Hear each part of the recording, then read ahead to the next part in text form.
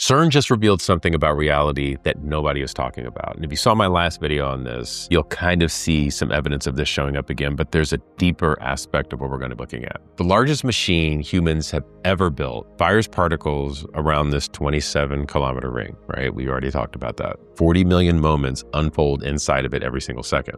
It keeps about 1,000 of those moments and everything else is deleted forever. Physicists call the system that decides this the trigger. And there's one running inside of you right now deciding what you get called our reality. Because you've never once seen the world directly, somewhere in your head is a menu of rules, choosing what you notice, what you remember, and candidly, what never reaches you at all. You did not write most of it. Here's the thing. Your family wrote part of it. School wrote part of it. Your pain wrote part of it. Society wrote part of it. And every time you pause on a video, an algorithm writes in a new line of code of your reality and your experience. What we're going to do is separate what CERN has actually measured from these ridiculous claims that nobody can prove. And it all comes down to one question. And this is something that I couldn't get away from after I posted the last video. Is the machine mapping the human soul, or is the soul mapping itself onto the machine? In this video, I'm going to show you 4 things. The trigger system that decides which version of reality gets saved, what the digital ghost inside the machine really is, and remember that word digital ghost, we're going to go deep into that, and the truth about Tesla's 369 and a protocol built on those same 3 numbers. What's going to happen when we go through this is it's going to put you back in charge of what becomes part of you on a daily basis. This is a massive shift in awareness for everybody watching this video right now. So let's get into it. What if the largest machine humans have ever built is doing something nobody designed for it to do? The next question is what if, while it smashes particles beneath the ground, it's also holding up a mirror to your mind? And then there's a line that people love to pin on Nikola Tesla, and that line goes like this. If you understood the magnificent, remember that word magnificence, of 3, 6, and 9, you would hold a key to the universe. Not all the keys, but a key. When this happens, something strange starts looking back at you. People have called it a digital ghost in the machine. Some believe the Large Hadron Collider is revealing the hidden hardware of a simulation. Some believe its data carries the shape of human consciousness. Others go further and say the collider is mapping the soul itself. I wanted to know how much of this was real. So I started with the machine because the documented facts are already more unsettling than most of the fiction that we could imagine. CERN is a circular machine 27 kilometers around. Okay, it sits roughly 100 meters underground. More than 9,000 superconducting magnets guide 2 beams of protons in opposite directions until bunches cross inside of enormous detectors. Those magnets operate at about minus 271 degrees Celsius. We talked about this on the last one. And that extreme cold has a precise engineering purpose. It allows the magnets to become superconducting, which means electrical currents move with almost no resistance. And this is how the machine creates magnetic fields powerful enough to steer particles traveling close to the speed of light. So the cold is real, right? The physics is super real. And the scale is almost impossible to hold in your mind. Like this is something well beyond what we can conceive. On June 29th, 2026, CERN switched the Large Hadron Collider off and began the long shutdown 3. Teams are replacing 1.2 kilometers of magnets and components as they rebuild the system for the high luminosity LHC. This is planned to start beginning in 2030. There's no coincidence around what's happening then between the 2030 window. Luminosity sounds like brightness, and in particle physics, the idea is somewhat related. It describes how many chances the machine creates for particles to collide. And more luminosity means more collisions. More collisions mean more chances to catch an event so rare that it may occur once among a billion ordinary interactions. When the upgraded collider returns, CERN expects between 140 and 200 proton collisions during a single bunch crossing. Across the machine, the detectors will face more than 5 billion particle interactions every second. 5 billion. This is way more than what we've been looking at before. Now, I want you to try to picture 5 billion interactions arriving every second. Then imagine having to decide which ones matter before the next second begins. That decision is where the machine starts resembling us as human beings. Now, stay with me, okay? Inside of, I'm going to call it the LHC now, okay? But inside the LHC, which is Large Hadron Collider, Protons do not move as one continuous stream. They travel in bunches. At the interaction points, the bunches start moving in opposite directions, cross again and again. During run 3, the crossing rhythm at an atlas reached 40 million times per second. Each crossing can produce a crowded burst of activity, and physicists call the overlapping collisions kind of like a pileup. Think about cars all smashing together. Dozens of collisions may occur so close together that the detector sees their tracks and energy deposits layered over one another. So I want you to kind of like look at it this way. Imagine dropping a box of glass on a concrete floor, then trying to reconstruct every original object from the sound, the dust, and the path of thousands of fragments. Now imagine several boxes shattering at the exact same instant. That gets you closer to what this detector is doing, okay? So like a bunch of boxes hitting the ground, shattering, and then trying to reconstruct this from your sound, the dust, and the paths of all these fragments. There's a thing called Atlas that surrounds the collision point in layers. I know I'm getting a little nerdy right now, but stay with me, okay? And there's a thing called the inner tracker that sits closest. It records the paths of charged particles as they curve through a magnetic field from the curvature. And what scientists have figured out that they can infer the momentum and begin reconstructing where each particle came from. So this is like taking the boxes and starting to put them back together. Outside the tracker are calorimeters. These absorb particles and measure their energy. You might have remembered these from like science class when you were younger.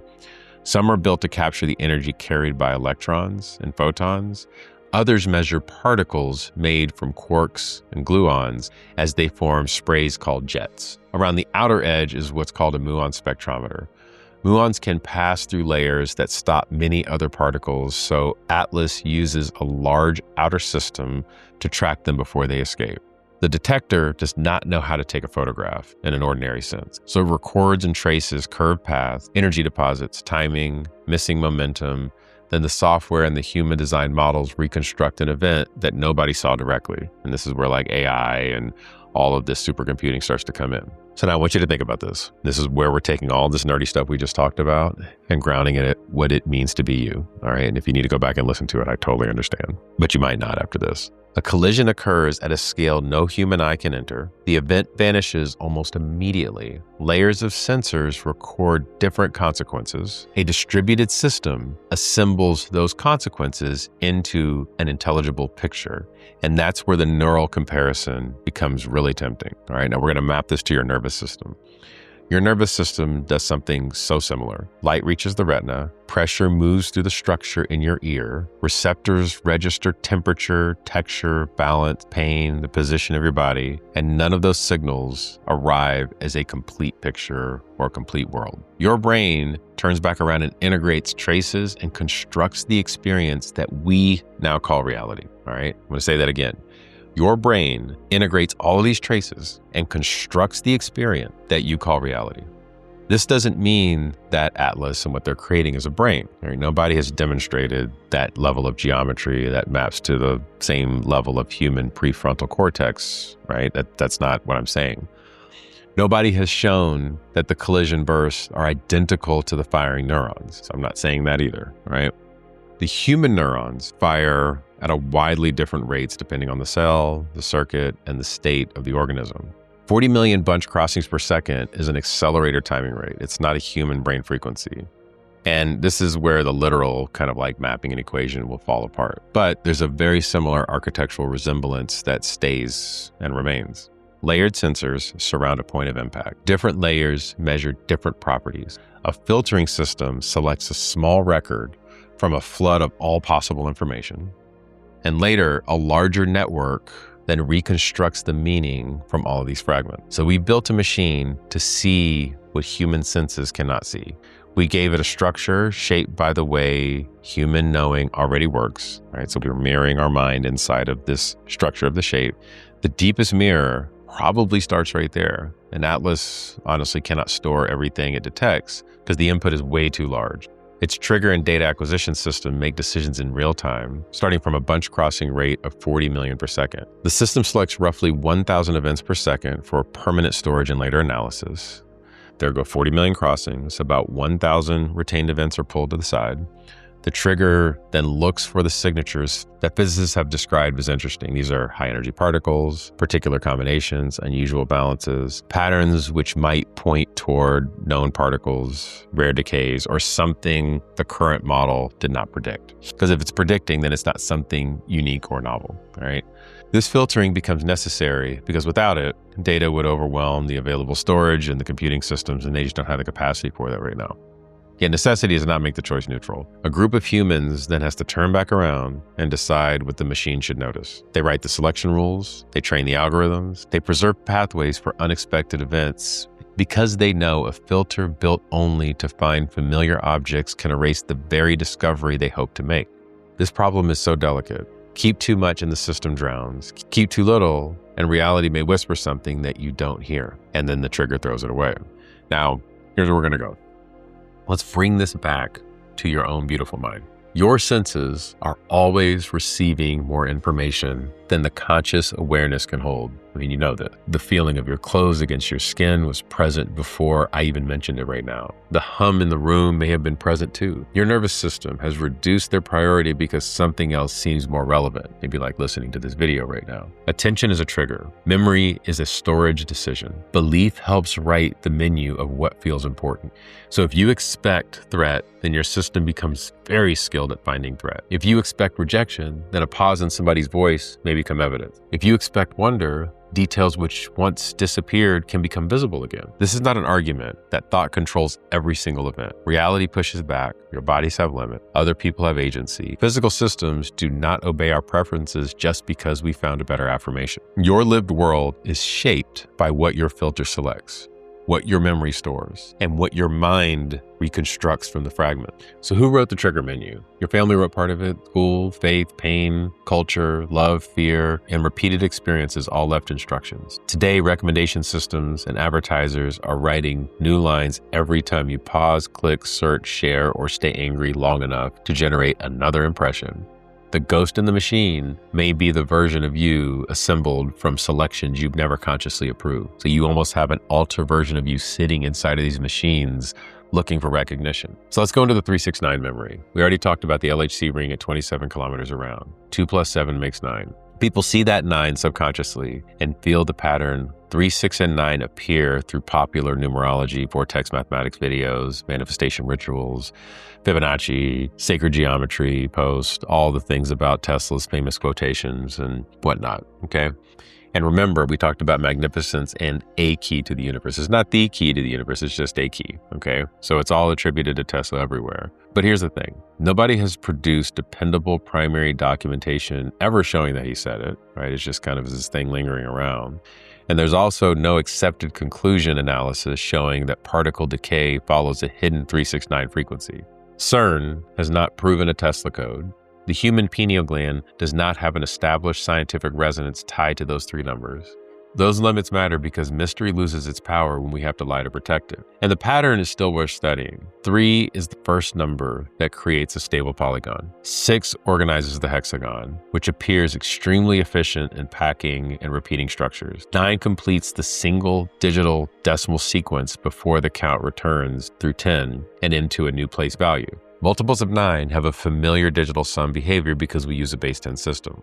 27 reduces to 9 because 27 is divisible by 9, not because the collider was secretly built around a cosmic cipher. That explanation tells us why some numerical patterns appear, but it doesn't explain why they can feel charged. The charge comes from meaning, and the human mind does not merely count it. It binds events into stories. It finds rhythm and occurrences, symmetry, relations, things like that, all right? This capacity lets us reorganize faces, learn language, predict danger. We build mathematics, discovery, laws of nature, physics at the same capacity. And we also find shapes in the clouds and destiny and coincidences. Pattern recognition gives us science and superstition from the exact same basic gift. The question is whether we can honor the pattern without forcing it to carry evidence that it does not contain. So maybe 369 are not a password hidden in proton decay. Maybe they're a symbolic interface, a simple rhythm that the mind can remember, a pattern that reorganizes tension even when it does not govern the particles. This distinction becomes extremely important when we talk about simulation hardware. So I want you to look at the collider from a distance, all right? It's a vast circular processor buried underground with extreme energy concentrated at little tiny points, superconducting magnets that keep colder than deep space, sensors wrapped around each impact. I mean, there's a whole lot they put into this system, right? And you've got these trigger systems that we talked about that kind of function like the human brain, okay?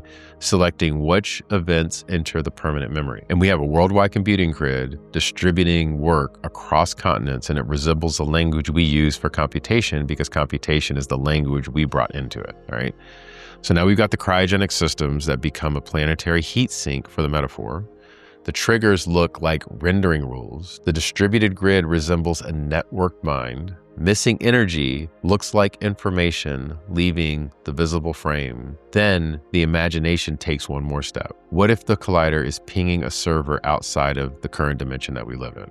What if the collision is a request and the detector output is a response? What if the machine is probing the edge of the simulation and the strange data is feedback from beyond this rendered world? You see like these Mandela effect and time speeding up and slowing down and people getting headaches and women getting double periods. When we study matter at its smallest accessible scales, we never hold the particle in our hands as a tiny solid bead. We build equipment, the equipment interacts with a process, the detector produces signals, software reconstructs the event, a model tells us what kind of event could have produced those signals, and our knowledge arrives through an interface. And that doesn't make it true or false. It's an interface that can be tested, predictions can fail, and other teams can repeat an analysis. And a particle model earns trust because it keeps surviving attempts to break it. It kind of sounds like some religions right now, right? It keeps trying to break it, but it keeps moving on, okay, through hell or high water.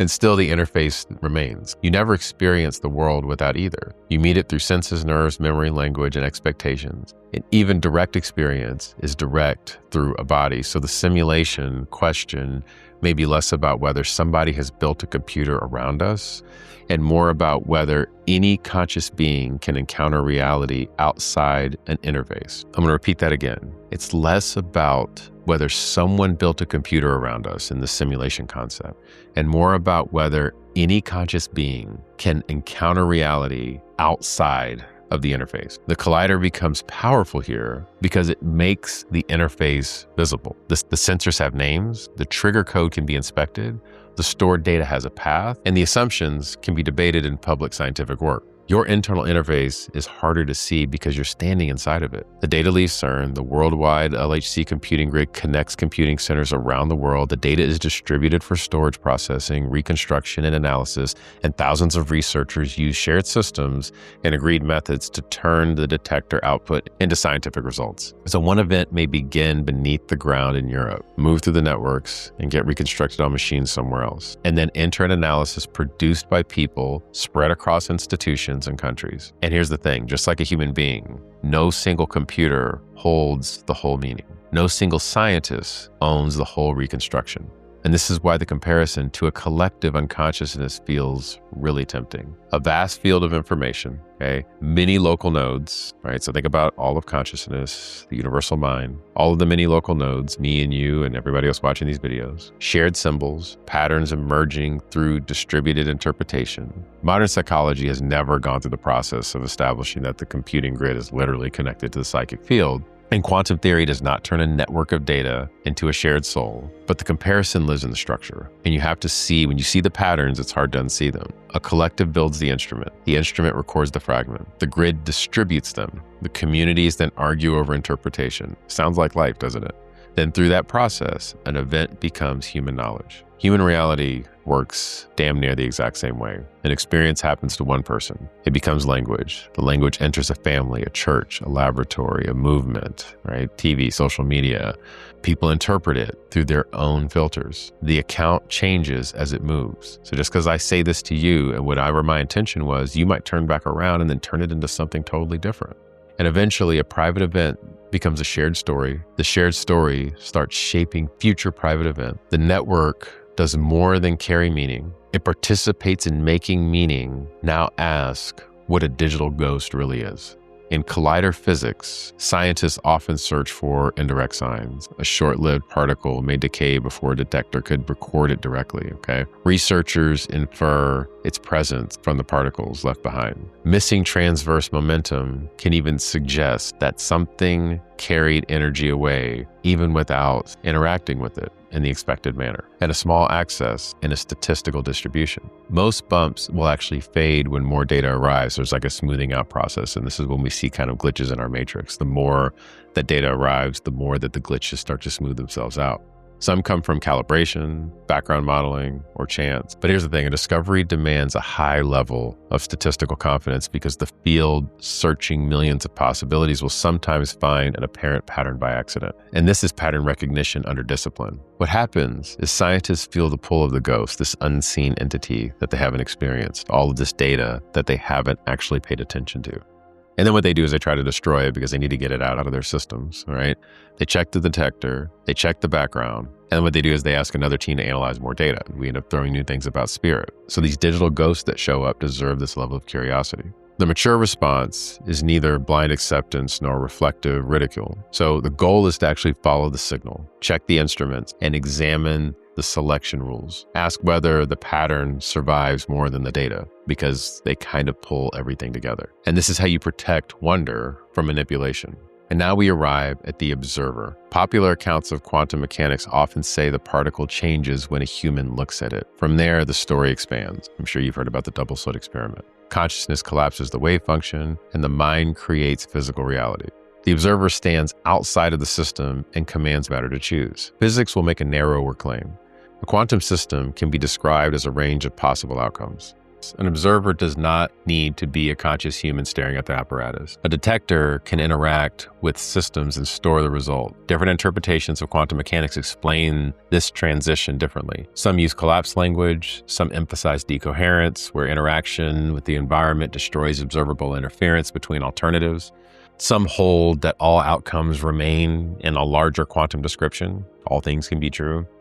The experiments do not settle every philosophical question, and they do not prove human intention controls the particle outcome. This is that whole like thoughts become things. I used to say this all the time, like we collapse our wave function, which is partly true, but it's not the whole story. It's why the universe sometimes kicks our ass. Yet measurement changes the situation, and to measure means that we're actually interacting and to be in relationship with, okay? The knowledge does not float free from the method used to obtain it. And this is where the mirror starts to return. Your attention also creates relationship, and it measures. The thing you attend to is reinforced inside of memory. The question you use determines the differences you actually notice in your life. Two people can move through the same exact room and retain a totally different world, and neither person created the room. Each participated in creating the experience record of what that room looks like. Dreaming offers a whole other mirror, though it's not a quantum experiment. In a dream, a mind generates a world and usually forgets that it's generating it.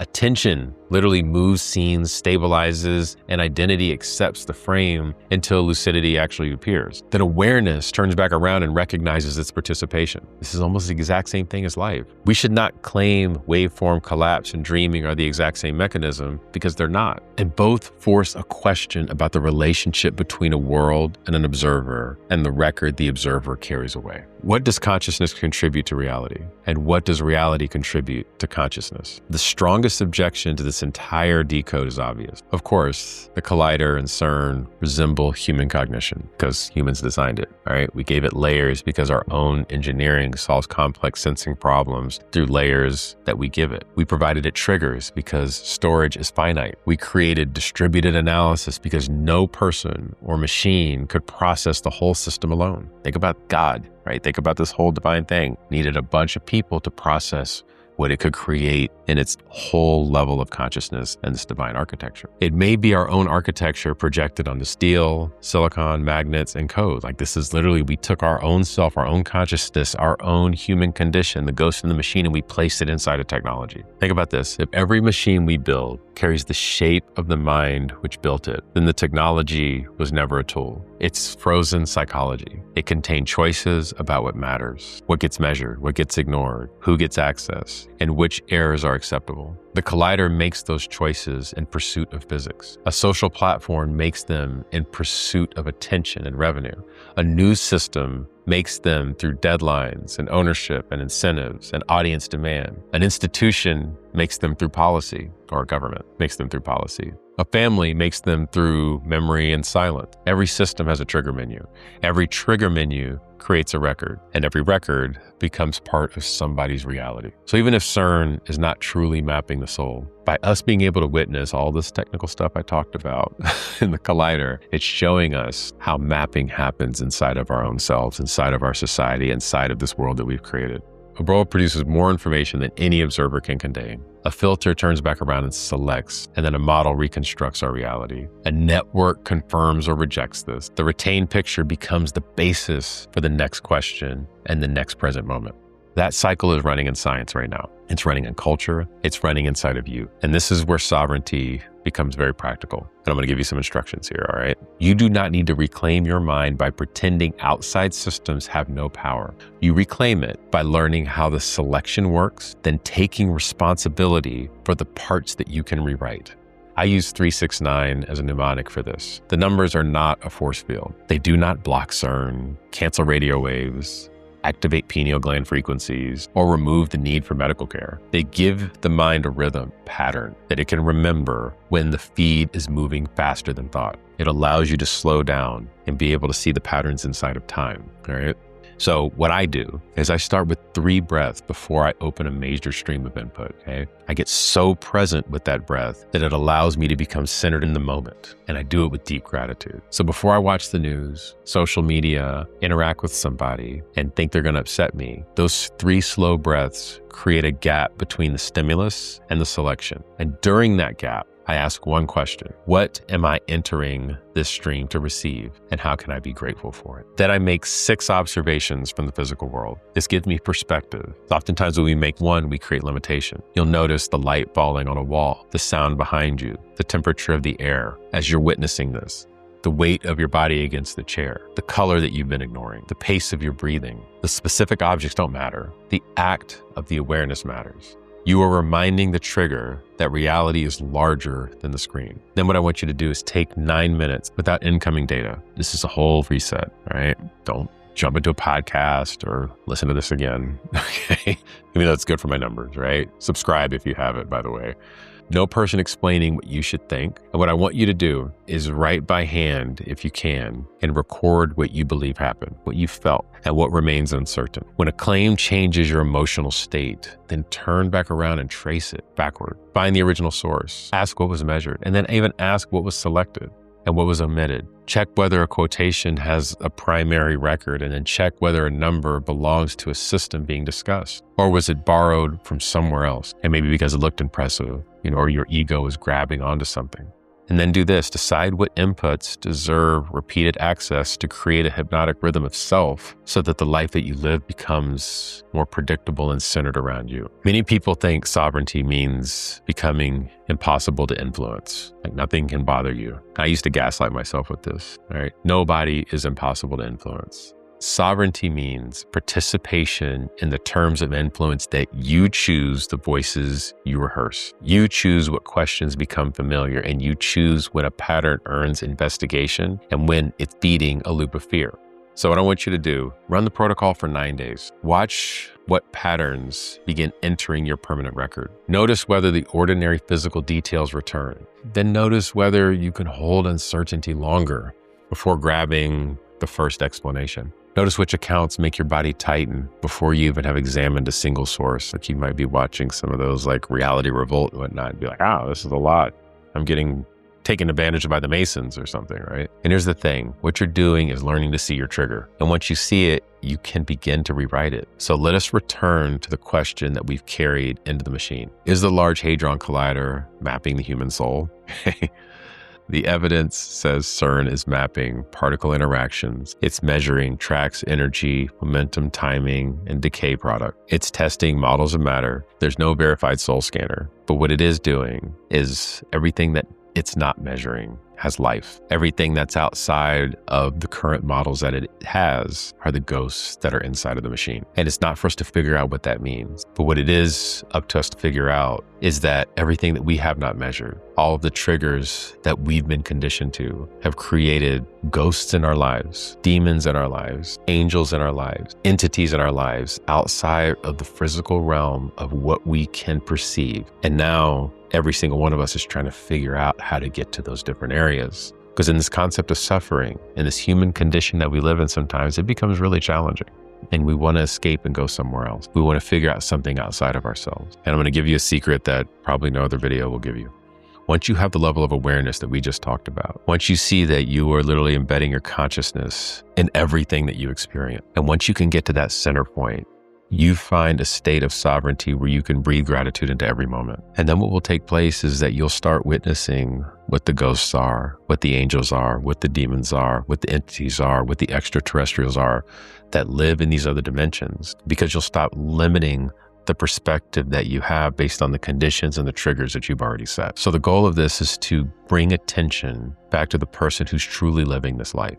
In 2030, the upgraded collider is going to come back. It's going to be larger and more expansive than ever. All the potential is going to be more, and that's going to be a recognition of the human mind and where we are going to go. The capacity is going from 40 million to 5 billion interactions every second. Think about what that means. If that's a reflection of us, then there's more potential that we will see that we have not seen before. This is just a process of our evolution. So it's not to be afraid of CERN or what's coming. What it's about right now is for us to gather the level of awareness that this happened very intentionally for us to wake up to ourselves, to see the potential outside of the limited reality that we've been creating. And when we can do that, whether it's through our breath, through deep signs of gratitude, through a perspective awareness to rewrite the script and the triggers of our lives so that we have the capacity to hold more than we have held. Because as Yeshua says, you will do these works and greater works than I have done. So what does that mean for you to become a miracle worker in your own life and take these teachings and these learnings and apply them to the world that you live in? I know you got this. If you like this and you made it this far,